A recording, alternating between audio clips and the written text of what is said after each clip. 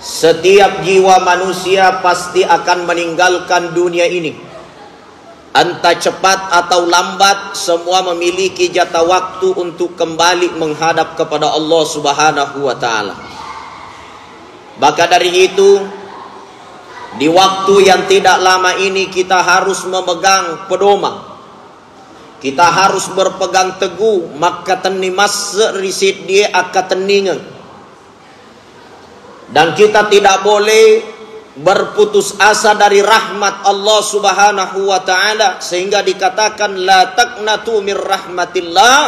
Kalau engkau mengaku beriman, jangan pernah berputus asa dari rahmat Allah Subhanahu wa ta'ala. Toma-toma lebih jamaah Jumat dimuliakan Allah.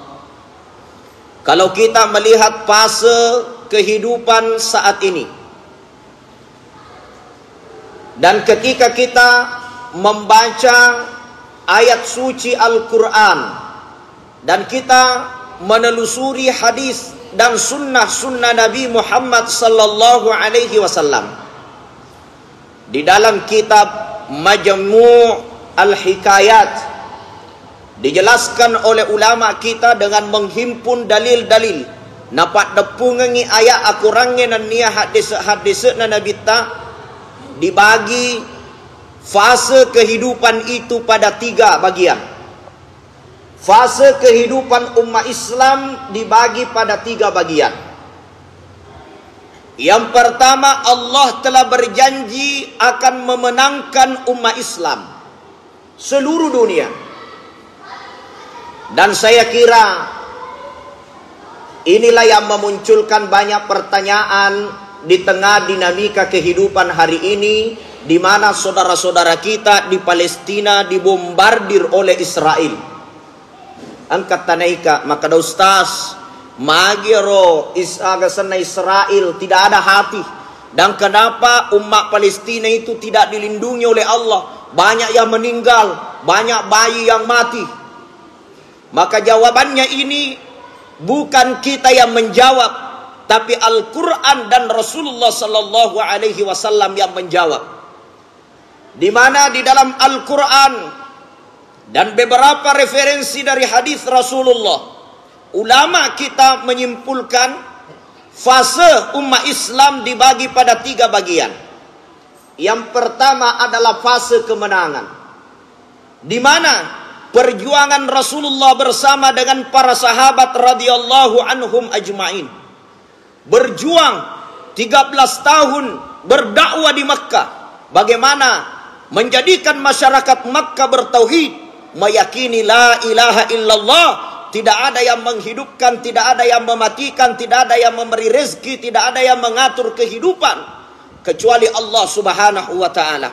Setelah 13 tahun Nabi hijrah ke Madinah, sesampai di Madinah Rasulullah langsung membangun masjid sebagai simbol kemenangan, di mana masjid pertama dibangun Nabi namanya Masjid Quba. Kalau kita berangkat haji dan umrah, kita akan diajak ziarah ke satu masjid yang pertama dibangun Nabi, yaitu Masjid Quba, di mana Rasulullah berdakwah di Masjid Quba, menyandingkan pasar dengan masjid. Di depan pasar ada masjid, yaitu Masjid Quba. Di depan masjid ada pasar. Tujuan daripada pasar ini agar menjadi ahli masjid semua ahli pasar, dan ahli masjid menjadi ahli pasar menjadi ahli masjid. Artinya liseuna pasaid tama masigie, liseuna masigie tama pasaid. Akhirnya orang-orang yang hidup di masjid tidak miskin, Pak, tidak meminta-minta. Kenapa? Sejahtera ahli masjid. Kenapa? Biasa masuk di pasar. Tapi kalau ahli pasar tidak pernah masuk masjid, itulah banyak ceko-ceko. Keru ni timbangannya si balle-balle ni tahu kenapa dia kana tama masigi elise na pasae. Matinulu mapasa na dia kana tama masigi. Matinulu dangkang dia kana tama masigi. Matinulu makantoro dia na tama masigi. Kemudian ahli masjid tidak pernah masuk pasar. Akhirnya bocor ni sen na masigi degaga ni sebalanca. Lele melau-melau. Kenapa? Ahli masjid tidak pernah masuk pasar, ahli pasar tidak pernah masuk masjid. Maka Rasulullah sallallahu alaihi wasallam membangun sebuah strategi. Di mana setelah membangun masjid, di depannya dibangun pasar. Tujuannya apa? Agar ahli masjid menjadi ahli pasar. Dena ke aga senai, dena mengilau-ngilau liset nama sigie, dena kasiasi liset nama sigie. Ahli pasar menjadi ahli masjid. Detona nasi tipu-tipu teko pasae. Kenapa? Keseimbangan dunia dan akhirat. Lalu setelah itu, Islam telah dijanjikan bahwa dia akan mencapai puncak kemenangan seluruh dunia. Di dalam sebuah hadis Rasulullah mengatakan, nanti akan muncul salah seorang dari sultan, anak sultan, yang akan menaklukkan kerajaan paling besar di dunia, yaitu kerajaan Romawi.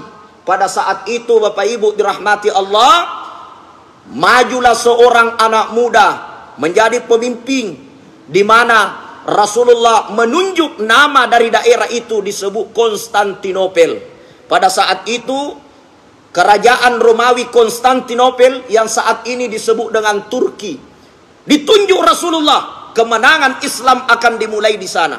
Maka pada saat itulah kejayaan Islam bangkit seorang anak muda. Kemenangan dicapai oleh umat Islam, yaitu Muhammad Al-Fatih, Sultan Muhammad Al-Fatih. Akhirnya Islam berkuasa, Pak. Setelah Islam berkuasa, Pak, janji Allah yang kedua, umat Islam akan terkalahkan dan umat Islam akan merosok, umat Islam akan terjatuh. Di mana fase kedua inilah menurut para ulama hari ini sudah berada di fase kedua, Pak. Di mana umat Islam diobok-obok, dan janji ini dikatakan Yahudi akan mencapai puncak kemenangan. Di mana Yahudi mencapai puncak kemenangan, dan itu janji Allah, Pak. Jadi saudara-saudara kita banyak yang syahid. Di mana? Di Palestina. Di dalam Al-Quran dikatakan, walan tarda ankal yahudu walan nasara hatta tattabi'a millatahum.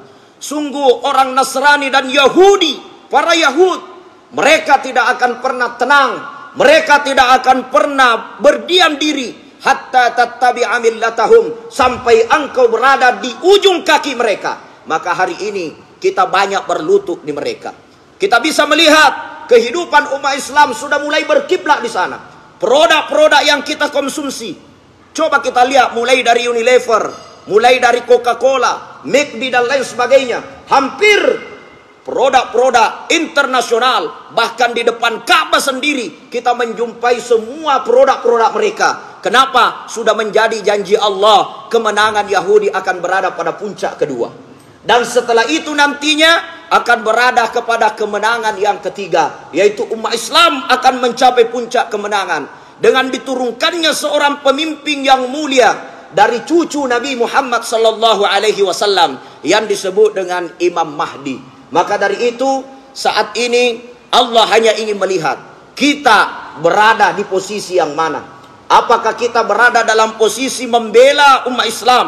Apakah kita berada dalam posisi membela saudara-saudara kita yang beriman, atau kita menjadi seorang pecundang, orang yang mengkhianati agama kita, orang yang mengkhianati Islam itu sendiri?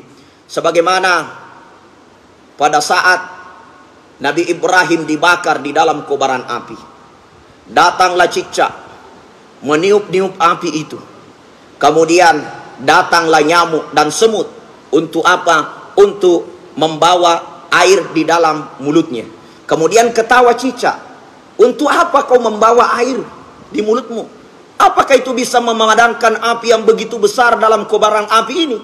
Maka semut itu mengatakan, memang air ini tidak cukup untuk memadamkan api, tapi paling minimal saya tercatat sebagai orang yang berjuang untuk memadamkan kezaliman. Jadi kita tidak perlu menjadi orang yang super power yang membawa perubahan, tapi kita harus memposisikan diri kita. Apakah kita membela Palestina atau kita membela Yahudi laknatullah alaih? Maka dari itu Bapak Ibu dirahmati Allah, apa keistimewaan yang terdapat di dalam Al-Maqdis, yang terdapat di dalam Masjid Al-Aqsa? Simak apa yang dikatakan oleh Rasulullah SAW.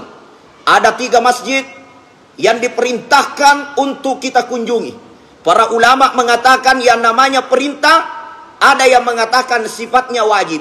Sehingga ada yang mengatakan 3 masjid ini wajib disolati bagi orang yang mampu. Yang pertama adalah Masjidil Haram. Yang kedua Masjid Nabawi di Madinah. Yang ketiga Masjid Al-Aqsa di Palestina. Wajib disolati karena perintah Rasulullah SAW.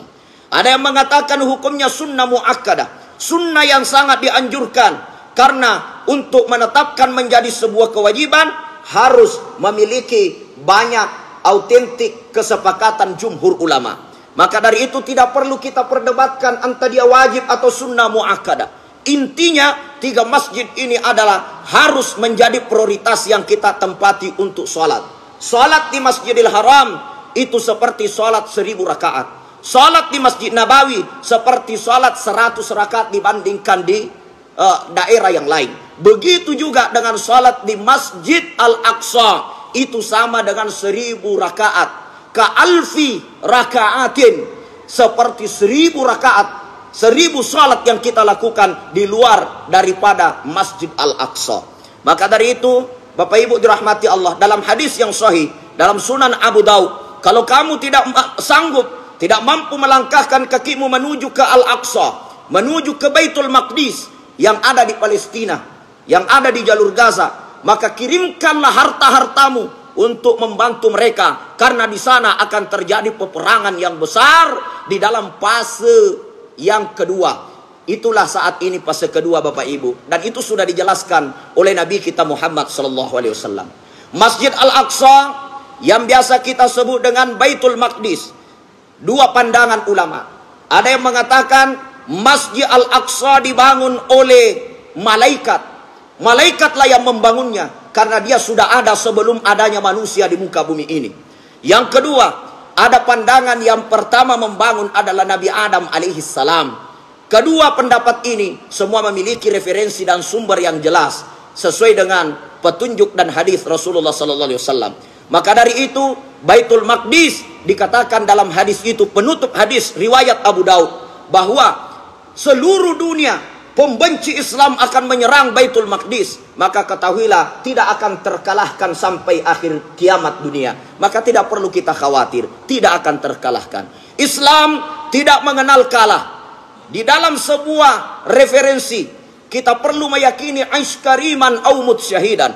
Islam itu hanya mengenal iskariman, hidup mulia, au mut syahidan atau mati syahid. Itu saja, tidak ada pilihan yang lain. Tidak ada kekalahan dalam Islam. Kalau mati, matinya harus syahid di jalan Allah, tempatnya surga. Kalau menang, harus berada dalam kemuliaan dan kebenaran. Bukan menang dalam pecundang, bukan menang dalam kezaliman. Begitu juga dalam berpolitik kita, bukan menang dalam curang, bukan menang dalam pecundang, tapi kita harus menang dalam kebaikan. Kalaupun kita kalah dalam keadaan mati syahid yang dijanjikan surga untuk kita. Barakallahu li wa lakum fil Qur'anil azim. ونفعنا وإياكم بما فيه من الآيات والذكر الحكيم وتقبل منا ومنكم تلاوته إنه هو السميع العليم.